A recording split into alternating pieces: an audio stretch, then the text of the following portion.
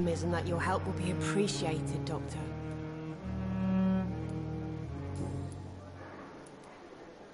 How long have you been a nurse? Well, long enough to see that the epidemic is winning. And no matter how qualified you are, don't tell me you'll change that. You're right. When dealing with such a terrible disease, one must remain humble. But that doesn't mean we shouldn't try our best. Sorry, Doctor. I don't want to sound bitter, but I'm just too tired to give a pep talk like Nurse Brannigan. How would you describe the situation at the Pembroke Hospital? It's serious. The flu is wreaking havoc amongst the staff and patients. We are running out of everything. Nurse Hawkins, the Spanish flu won't last forever. Even the Black Plague didn't kill everyone. I wish I could believe you. But what if this epidemic was worse? What if in the end, nobody was spared?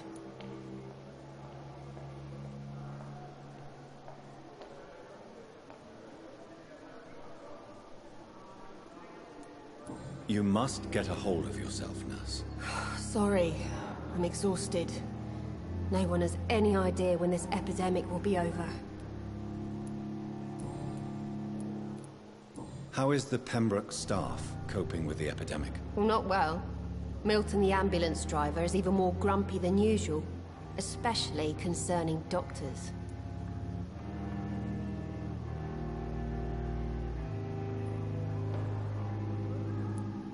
Why is Milton grumpy on a daily basis? Is it just an act? Milton's not the kind of man who's bothered about a bad reputation, whether he deserved it or not.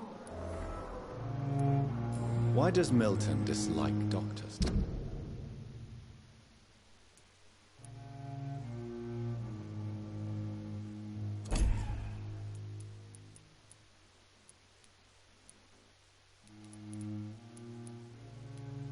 I don't know. Just ask him. But be warned, Milton is not the chatty type.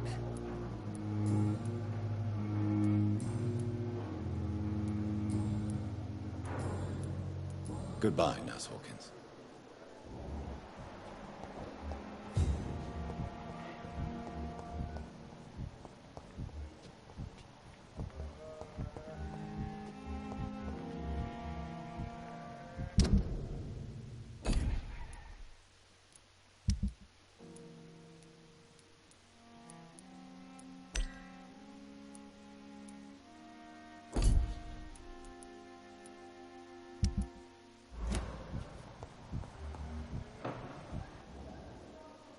Good evening, Doctor. I believe we're going to be working together. Dr. Reed. Dr. Swansea informed us of your arrival, but I could not dare to believe we'd have such good fortune. Such an honor, sir. Thank you. And you are? I am Thoreau Strickland, Dr. Thoreau Strickland. I'm a great admirer of your work, Dr. Reed. Please, could you tell me something about yourself? I'm a great admirer of your work concerning blood transfusion, Dr. Reed. I run my own experiments. I'm convinced it's the future. I based my technique on my mentor's research. He helped me perfect my method. What is yours? I'd rather not talk about it. For now, it's just theories and first approach. My process is purely experimental and unsuccessful. As long as you're cautious and methodical.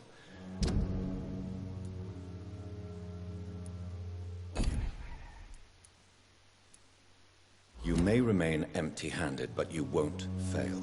You're not the first one to warn me, but I am convinced knowledge is the main weapon against the ravages of this epidemic. What made you choose to be a doctor? I'm not ashamed to admit you and your work have inspired me. I am honored to have the opportunity to work by your side.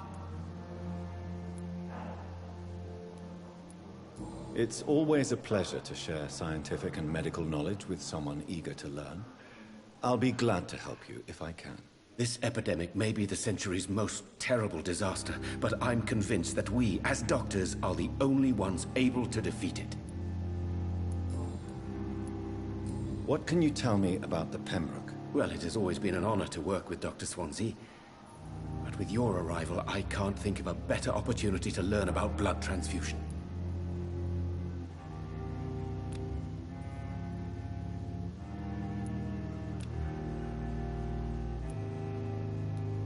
You seem quite optimistic.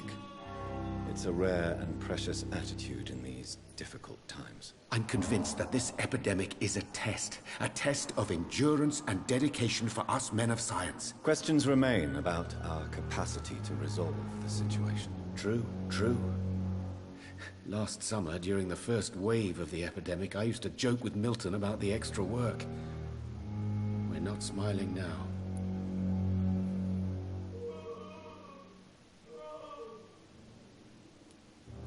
Do you need help with anything in particular? Well, yes, maybe. I'm waiting for a batch of products I ordered for my personal research, yet my supplier seems to have vanished. Do you want me to play the errand boy for you? Oh no, Dr. Reed. But if you went personally to his shop, what with your reputation and all, he wouldn't dare to refuse the products I need. I see. Well, give me the address, for I may pass by if I have time.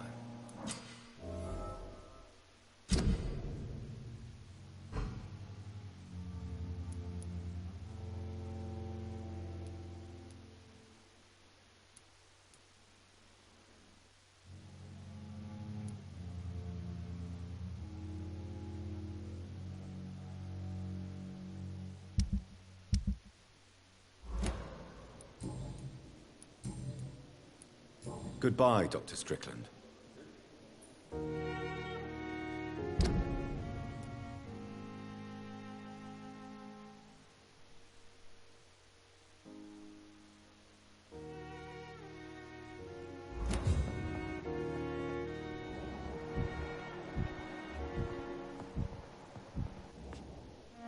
Good evening, sir. I'm Dr. Reed. I believe we're going to be colleagues. Reed? Yes, I've been informed about your arrival. I'm Waverly Ackroyd. Welcome aboard, I suppose. Does my arrival inconvenience you in some way, Dr. Ackroyd? Let us just say that I don't particularly share Dr. Swansea's enthusiasm for hiring you. What we need here are reliable professionals, not overrated dabblers.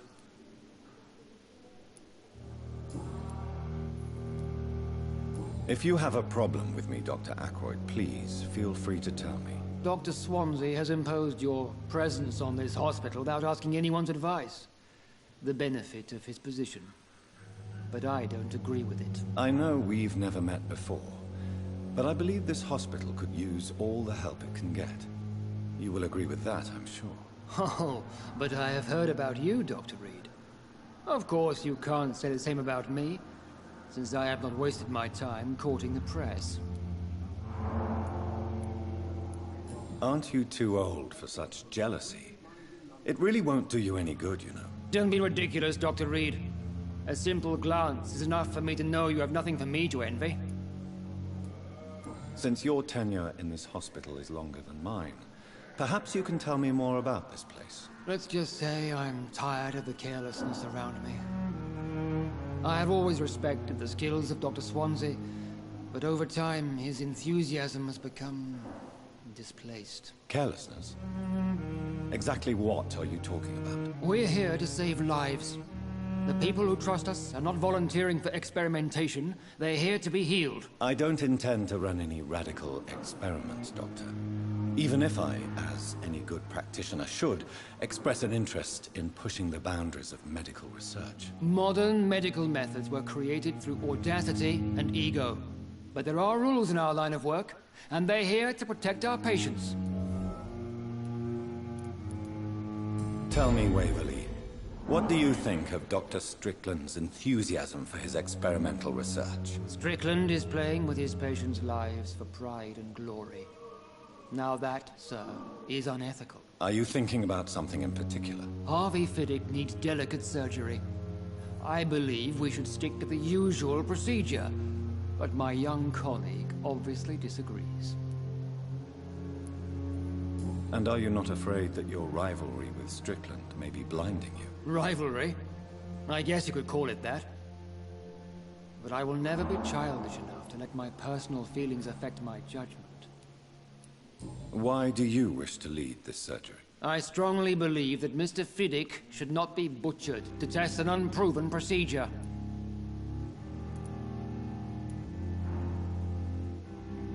If you are going to lead this surgery, I'm trusting you to assume the consequences of your actions, whatever the result. I'm not the kind of man who runs away from his responsibilities, Dr. Reed.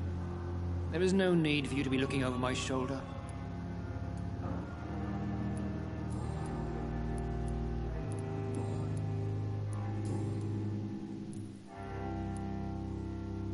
It seems you have bad memories of your military service. I refuse to see this industrial slaughter as scientific progress. War only reveals the worst in men. We can at least agree on something, Dr. Ackroyd. I don't know what you've heard about me, but I have already proved my value as a practitioner. I don't question your skills, Dr. Reed, but your motive. Is it money, fame, or are you truly dedicated? And what exactly is that supposed to mean? I served in the war just like you. But unlike you, I did not use the wounded to play the modern sorcerer. Be careful what you insinuate, Dr. Ackroyd. I only want you to admit you used those men to improve your theories.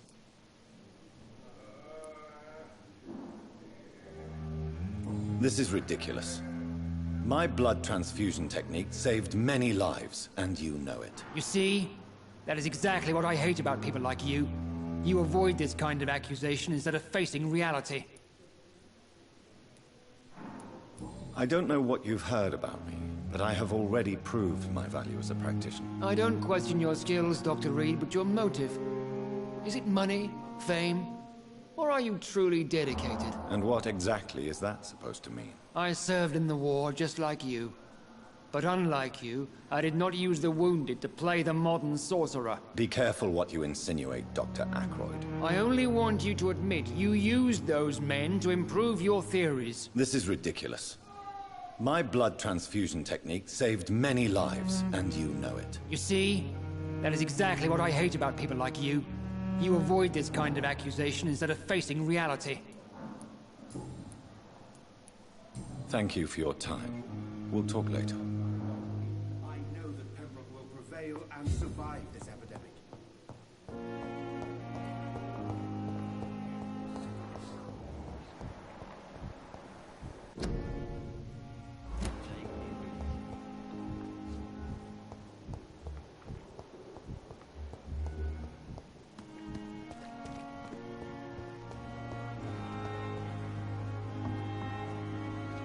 Good evening, sir. I'm Dr. Jonathan Reed. I'm new here. I've already heard about you, Dr. Reed. I'm Milton Hooks, the ambulance driver for this shithole of a hospital. That's quite a blunt introduction, Mr. Hooks. You can call me Milton. I like to speak my mind, Dr. Reed. Perk of the job. Don't judge me, and I won't judge you. I'm not sure I understand what you're talking about.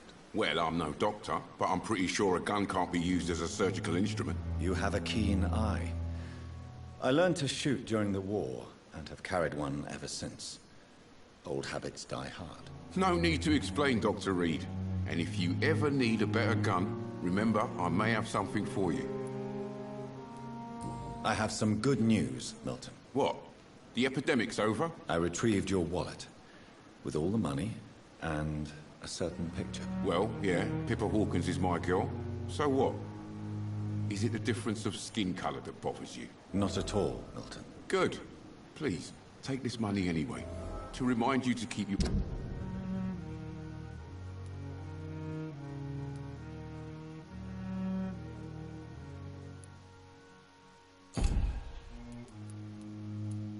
your mouth shut.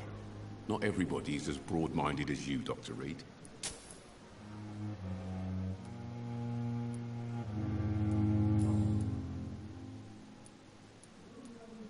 How is the situation around here? You want to hear the situation is all right? It's fucking awful. We lack everything, and it's getting worse every day. So what do you do exactly in this hospital? Apart from smuggling guns, I mean. I've been an ambulance driver since... too long, I guess. I bring sick people here night and day. It's a dirty job, but I get it done. Most of the time. It sounds like things have been a bit rough recently. What's happened? Yesterday I got attacked by the patient I was bringing in. I escaped through the hospital's garden, but I lost my wallet when I was running. You left an infected patient outside the hospital? That's incredibly dangerous. Go there yourself if you want, but be careful, Doctor. I'd rather not bring your dead body back. Since you're on the front line, how is the sanitary situation in this vicinity? It's a complete disaster. It's even getting dangerous to enter some streets or buildings. Even the locals attack you. Are you really smuggling weapons through the hospital? And why not? I've already been attacked by patients, you know. And by gang members willing to steal my money. But you're not defending yourself. You're selling guns to civilians. You keep people alive your own way, Doctor. I offer them another way to protect their health. Why do you have such a mediocre reputation among your colleagues, Milton? Fuck them. Nobody knows the horrors I've seen since working here. This city was sick long before the epidemic, Dr. Reed. I know it's a difficult task, but correct me if I'm wrong. Is this not the job you are paid to do?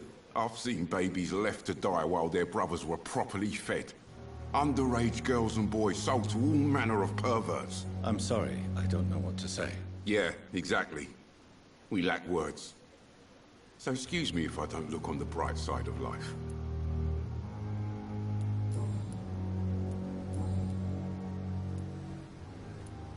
What's going on between you and Nurse Hawkins? Pippa's tired. Tired of all this shit. Tired of all those corpses piling up. She's as depressed as I am.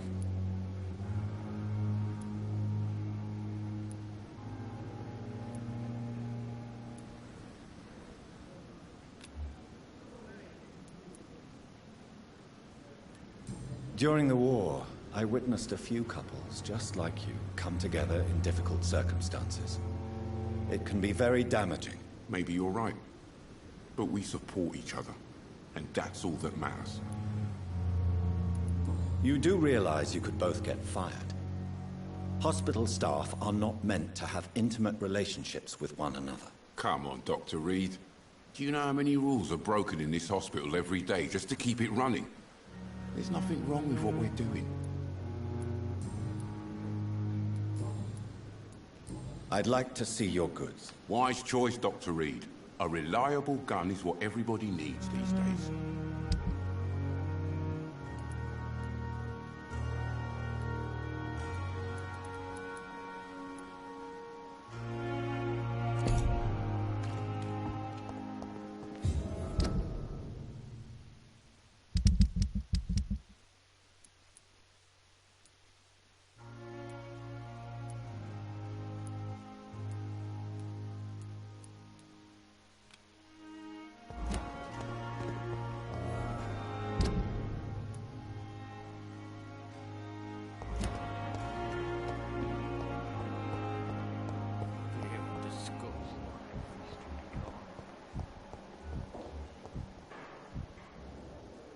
Good evening, Nurse Hawkins. Good evening, Dr. Reed.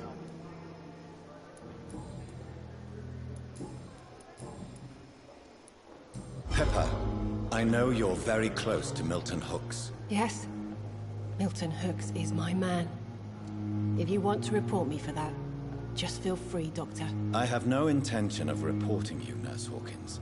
But are you aware of the risks? The rules say I won't be allowed to work as a nurse anymore.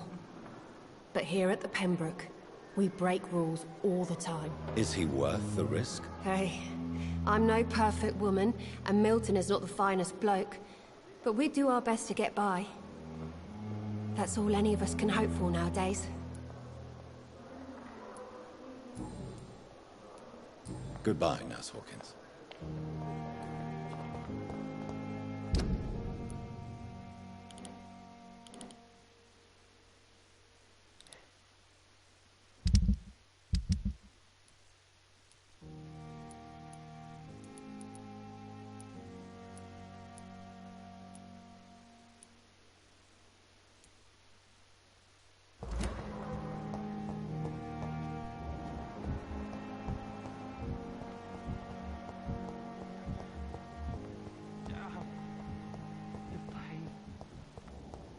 Again. Good evening, Mr. Hampton. How do you feel? Dr. Reed, is it? Oh, sir, I must apologize for my behavior. What do you mean? I was not myself in the factory.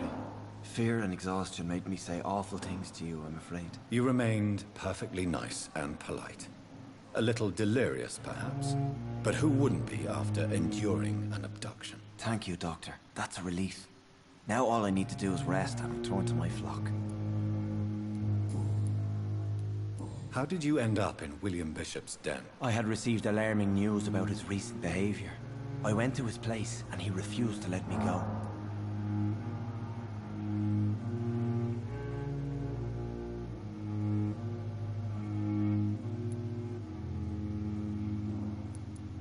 You dared to enter this awful place alone. You're a hero, Mr. Hampton. Or a fool. I'm just a man trying to help his friends, Dr. Reed. William Bishop was a conflicted soul, searching for light. Why did he abduct you? William was an alcoholic. His addiction suddenly changed to blood. I don't know why. Just like a patient I met here.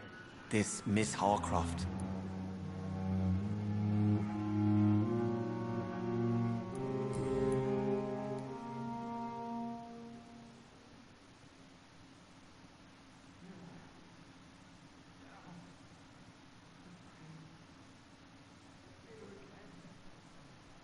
What is the general situation in the East End docks? The situation has always been tough, with a lot of tensions between the gangs and the dockers' trade union. The Wet Boot Boys are very nervous since they lost their leader. Who leads the gang now? Since Clay Cox went missing, it's his wife Edwina who runs the show, with the assistance of her minion, Booth Digby. Has the gang been threatening you? Ah, no. I've had this nickname for so long, you know, the sad saint of the East End. No one dares to bug a saint, not even criminals. Do you know Tom Watts, the bartender from the Turtle? I met him before I found you in the canning factory. Tom? Yes, of course. Always the helping hand, good old Tom. Without men like him, corruption and despair would have wiped out the East End long ago. Who should I avoid in this part of town, then? Any particularly evil figures? Not really. Most men and women are just doing their best. And it's not my habit to speak ill of people I know, Doctor. People are still in despair. How could it be otherwise?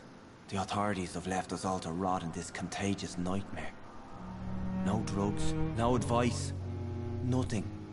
It's a damn shame.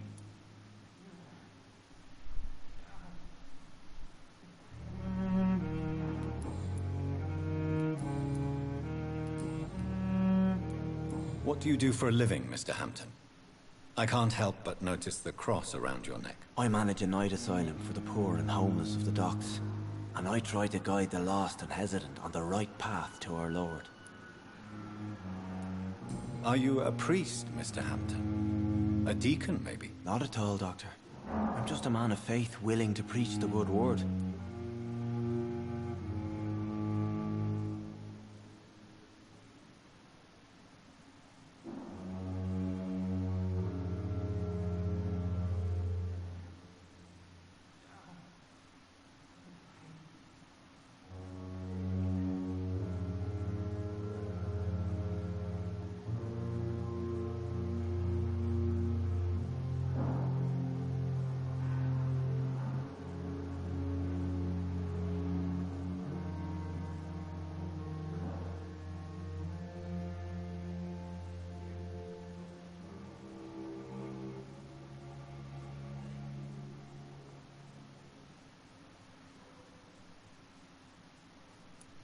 Why didn't you use your cross against William Bishop?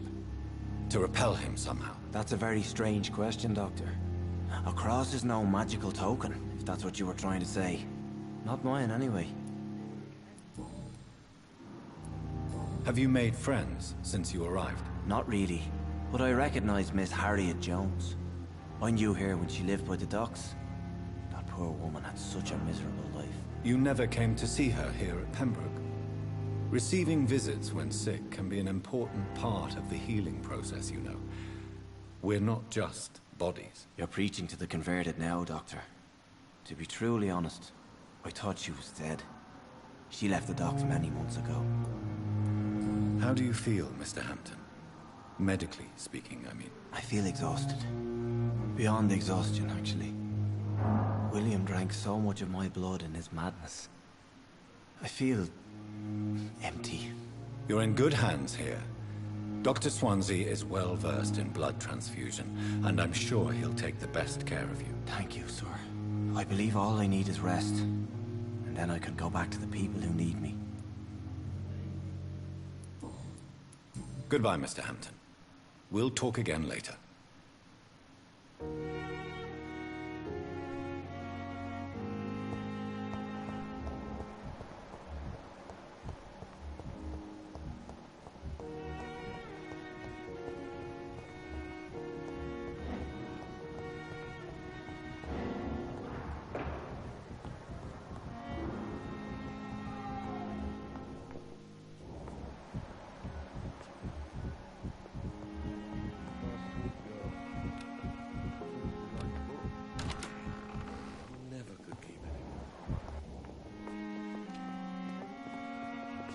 Good evening, madam. Can I help you? It's my son who needs you, sir. I'm Dr. Jonathan Reed. How can I help your son? I'm Beatrice Goswick, mother of Mortimer Goswick. Could you check on him, please, Dr. Reed?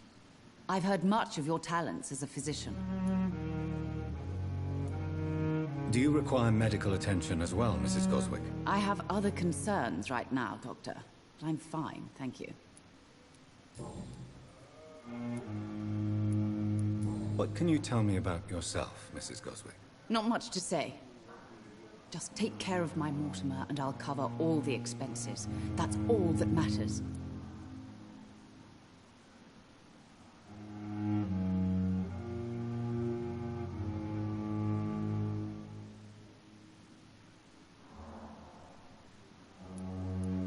Are you really that rich? Most of the patients here are of a more humble origin, if I may say so. Yes. Thanks to my husband. May he rest in peace. I can cover any needed medical expenses. May I ask if you have an occupation, Mrs. Goswick? I'm a teacher by profession. I teach young women who are more ambitious about their futures than their families.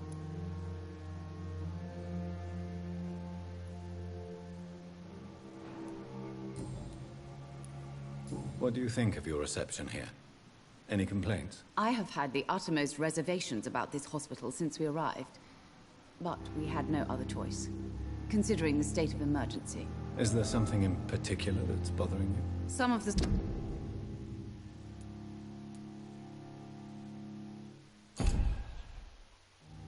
staff were not especially welcoming. I suspect they're not accustomed to dealing with patients of such social standing. Tell me more about your arrival at the Pembroke Hospital. What gave you such a bad first impression? The ambulance driver was quite rude, for a start. And that nurse, Miss Hawkins, seems to have quite a dubious attitude. What do you mean? She managed to secure a bed for my son despite the epidemic. It was a relief, but it wasn't cheap.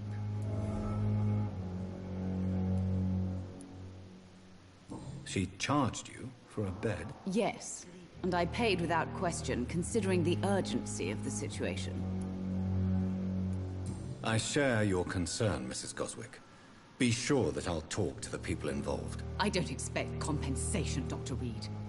But I'm aware such behavior would not be tolerated in other hospitals.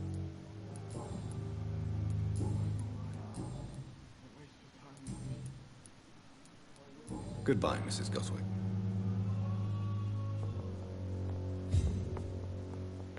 Good evening, Doctor. How is my son doing? Goodbye, Mrs. Goswick. Good evening.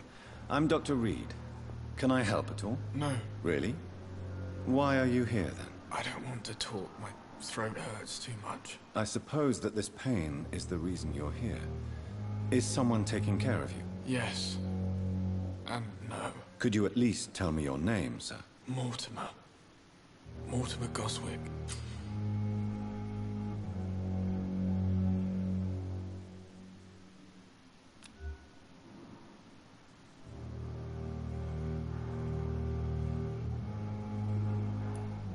Do you need any help? I'm afraid I may, sir.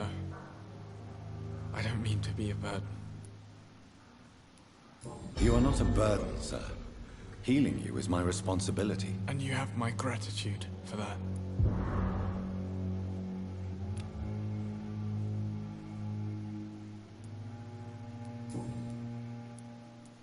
How painful is your throat, Mr. Goswick? So painful I'd rather not talk at all, Doctor. I'll let you get some rest, then. I'm alright. Good evening, Mr. Goswick. How are you? I'm okay. How painful is your throat, Mr. Goswick? So painful I'd rather not talk at all, Doctor. I'm sure you realize a doctor and his patient have to communicate, sir. Would it help if I gave you some paper and a pen? Not really. I see. Then maybe it's not just your throat that hurts, Mr. Goswick. Perhaps your sore throat is just the consequence of something more hurtful. Yes, maybe. But I don't want to talk or even write about it now. Why did your mother have you hospitalized here? She seems convinced this is a bad hospital. My mother just wants the best for me. She won't rest while I'm here. She'd go all the way to hell and back to help me. Is your mother bothering you? As your doctor, I can ask her to leave you alone if you would prefer. That's tempting, Doctor. But you have no idea what my mother is capable of. She would tie herself to my bed if you asked her to leave. Pembroke Hospital may look unorthodox, but rest assured you're in good hands here. It's not me you have to convince, Dr. Reed. It's my mother.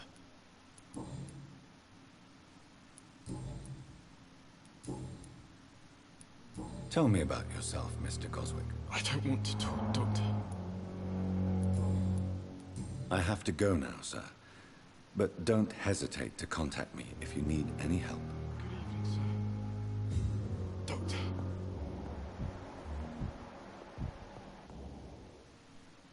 Good evening, Doctor. How is my son doing?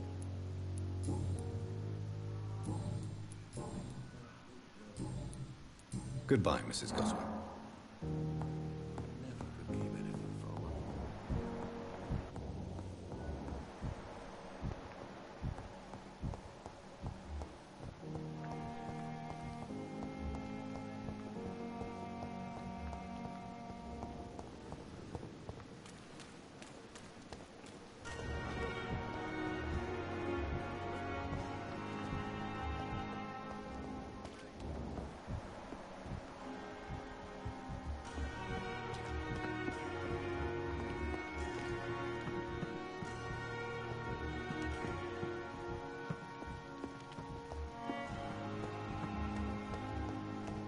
Another night with the glorious battalion of Pembroke.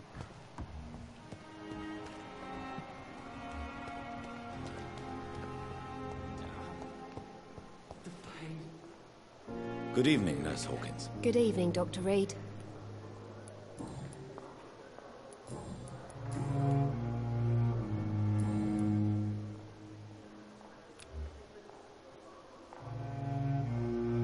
Goodbye, Nurse Hawkins.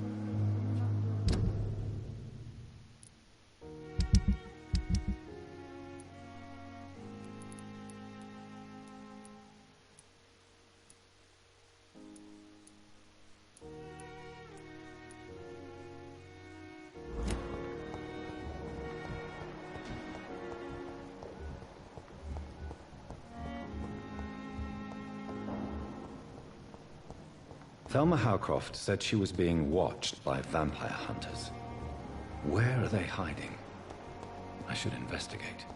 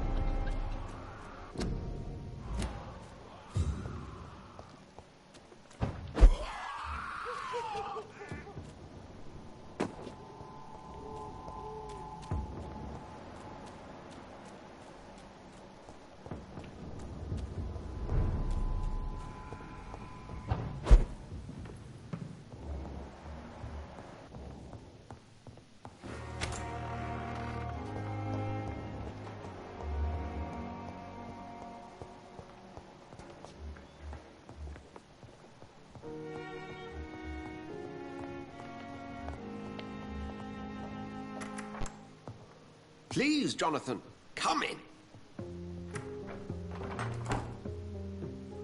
Fascinating, is it not? In the last decade, so many mysteries have been brought to light with our microscopes. The human body, biology's penultimate frontier. The more we explore its boundaries, the less we're able to trace a clear line between life and death. You, my friend, have a foot in both countries. The view must be vertiginous. It's at least as vertiginous as chatting about vampires with you, I would say. This must be all so new to you. This area of town, the hospital, a brand new life. How stimulating it must be. I wish I could share your enthusiasm, Dr. Swansea, but my condition defies scientific categorization. Undead? Unalive? Immortality defies logic. I cannot express my thrill at this serendipitous turn of events. The world's most eminent specialist in blood transfusions, a vampire. One might say a gift from heaven.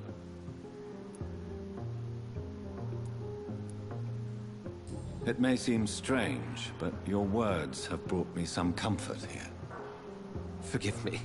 I've been an admirer of your work for a long time, and now you are so much more than a brilliant physician. And please, call me Edgar.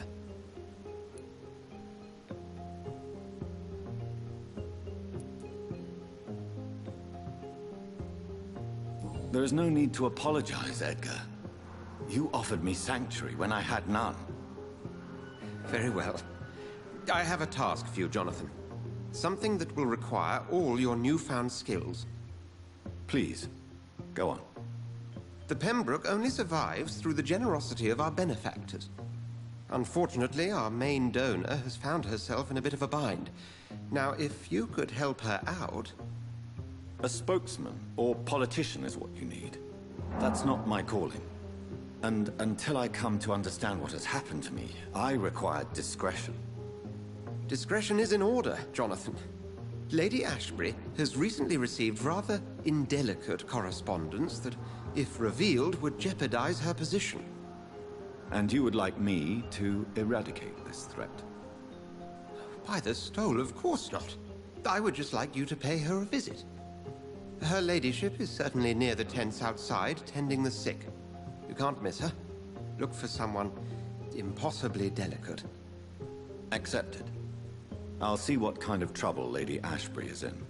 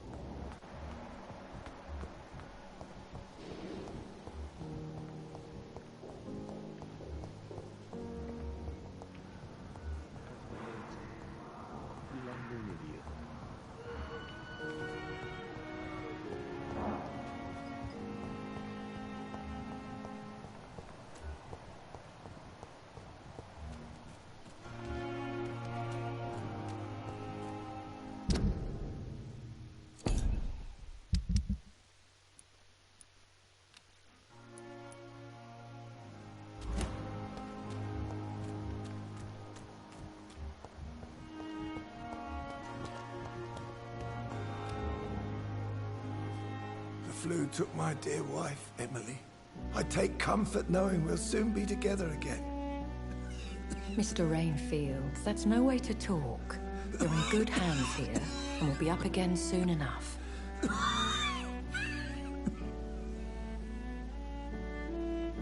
Now do me a kindness and get some sleep. I'll be back round later. Your words are kind, the blessings of an angel. You're the sweet, sweet Lady of Mercy.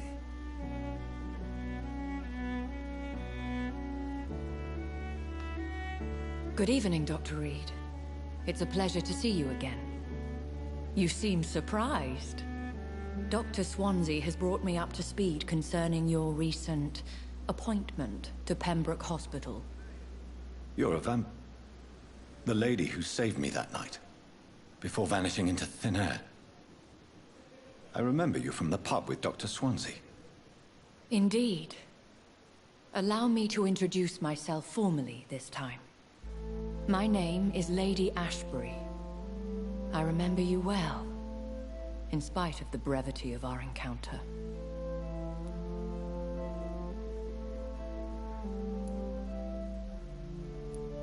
So it seems our Dr. Swansea does indeed have a fascination for creatures of our constitution. Dr. Swansea is a remarkable man. Dedicated, one might say, obstinate?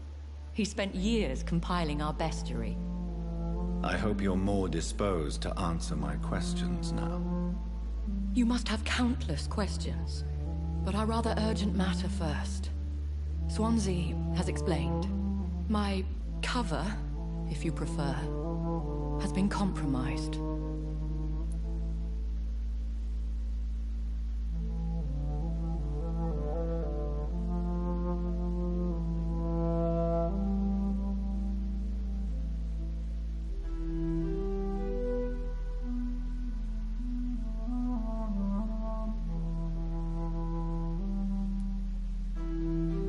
Have any of the patients given you trouble? These poor souls have so little left to live for. I do my best to ease their pain.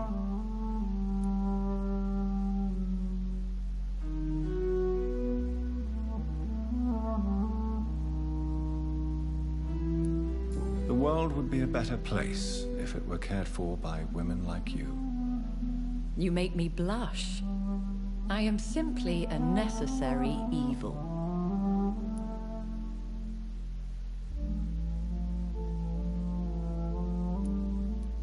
Pardon my boldness, your ladyship, but I have questions concerning this condition we share. As a newborn, your hunger for answers is rivaled only by your thirst for blood. But the questions need wait. I'm a scientist.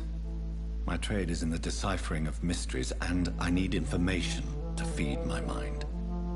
I will gladly answer every question you have, but first, prove yourself capable of resolving my predicament without eating the culprit. Dr. Swansea has commissioned me to be your agent in this matter. You could start by explaining what's amiss. These past insufferable weeks, I've been the victim of extortion. I've made a first payment, but the blackmailer grows greedy. I must refuse his most recent demands.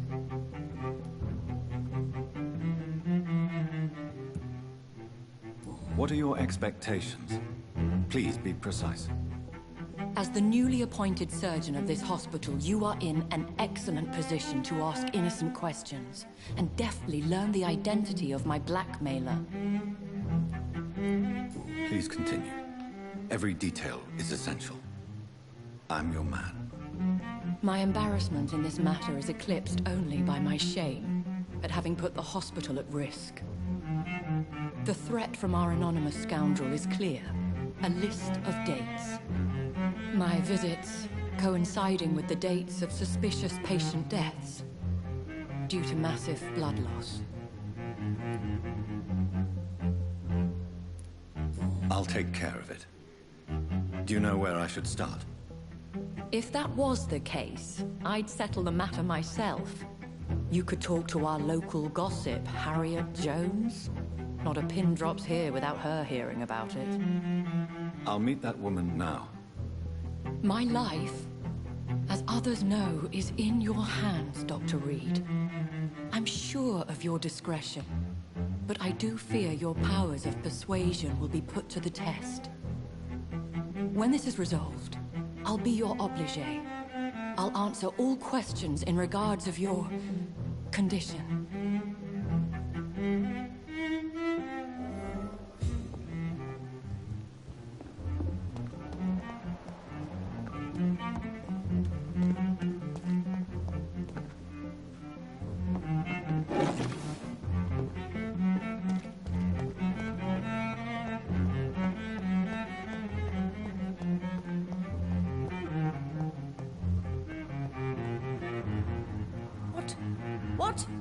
What is this?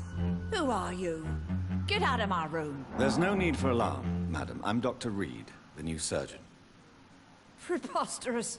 Dr. Reed, you say? I don't want some bumbling intern. Where's Dr. Swansea? Please, calm down, madam. I assure you that I am highly qualified. I'm just back from war duty. How brave. Threatening an old defenseless woman. You know how long I've been a patient here? You've picked the wrong fight. I'm Harriet Jones. Harriet Jones? Indeed. I've been meaning to have a chat with you. You know what goes on here better than any other patient, I gather. Oh, better than any patient, nurse or doctor. I've seen so many vile undertakings. I heard there have been some despicable goings-on. Was there a case of blackmail? Blackmail? Wait. You're investigating something. This isn't a social call. One of those incompetent cunts slit a poor sod's vein.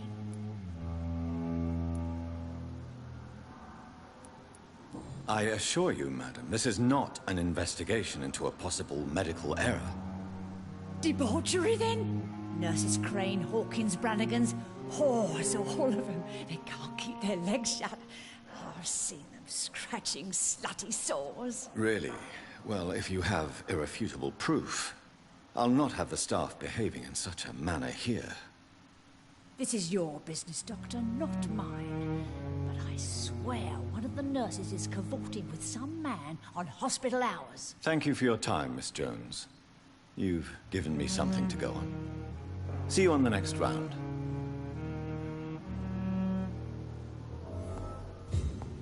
The patients and staff might know something.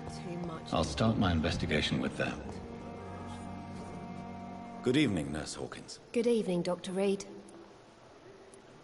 What can you tell me about the strange man visiting one of the nurses during her shift? Let me guess. You spoke with that old shrew, Harriet Jones. Do not pay attention to her, Doctor. She's full of fanciful tales.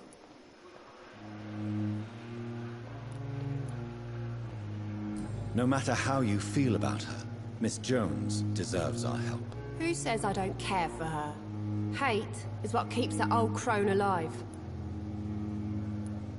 She could have been telling the truth about the mysterious man. That old witch will end up in hell soon enough. Who cares if a nurse finds some happiness where she can? What can you tell me about the strange man visiting one of the nurses during her shift? Let me guess. You spoke with that old shrew, Harriet Jones. Do not pay attention to her, Doctor. She's full of fanciful tales. Goodbye, Nurse Hawkins.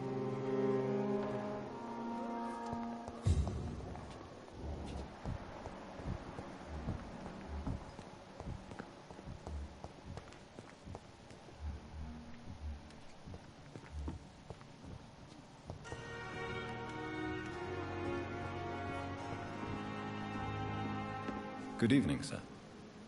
So it is true. The famous Dr. Reed has joined us. I can't think of any better news during these terrible times. Do we know each other? Actually, yes. We met once before, at the Rockefeller University in New York. Dr. Tippett, yes, I remember. I was assisting Professor Carell in his research about coronary bypasses. He had nothing but praise for you. He was also very confident about your future. And look at you now.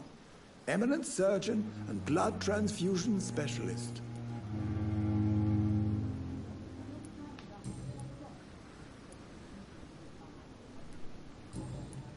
Goodbye, Dr. Tippett.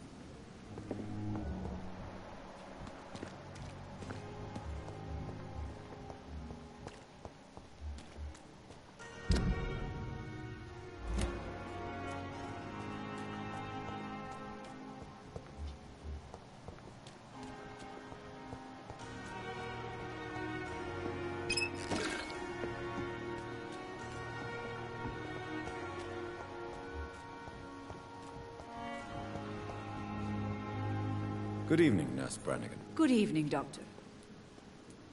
Have you seen a strange man visiting any of the nurses here? I've never heard of such a thing, Doctor. Goodbye, nurse. Call me if you need assistance.